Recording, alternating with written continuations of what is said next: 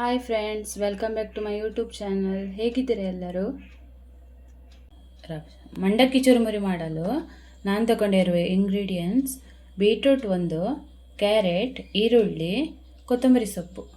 ಒಂದು ಪಾತ್ರೆ ತೆಗೆದುಕೊಂಡು ಸಣ್ಣಗೆ ಹೆಚ್ಚಿರುವ ಒಂದು ಈರುಳ್ಳಿ,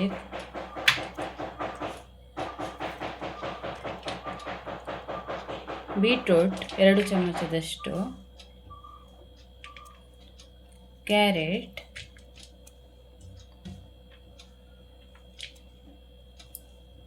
ಕೊತ್ತಂಬರಿ ಸೊಪ್ಪು,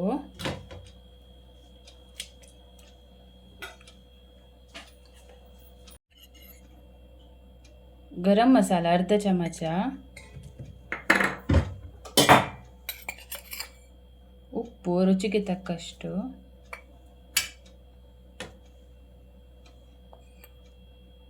ಖಾರದ ಪುಡಿ ಅರ್ಧ ಚಮಚ, ನಂತರ ಮಂಡಕ್ಕಿಯನ್ನು ಹಾಕಿ ಲಿಂಬೆ ರಸ,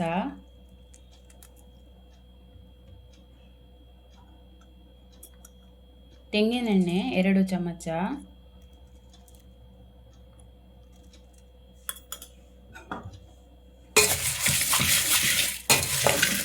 ಸರಿಯಾಗಿ ಮಿಕ್ಸ್ ಮಾಡಿಕೊಳ್ಬೇಕು. ಮಂಡಕ್ಕಿಯನ್ನು ಕೊನೆಯಲ್ಲಿ ಹಾಕಬೇಕು, ಇಲ್ಲದ್ರೆ ಅದು ಮೆದುವಾಗ್ತದೆ. ಸರಿಯಾಗಿ ಮಿಕ್ಸ್ ಮಾಡಿಕೊಳ್ಬೇಕು. ಕಡಲೆಕಾಯಿ ಬೀಜ ಹಾಕ್ಕೊಳ್ಬೇಕು, ಫ್ರೈ ಮಾಡಿದ ಕಡಲೆಕಾಯಿ ಬೀಜ. ರೆಸಿಪಿ ನೀವು ಒಮ್ಮೆ ಟ್ರೈ ಮಾಡಿ.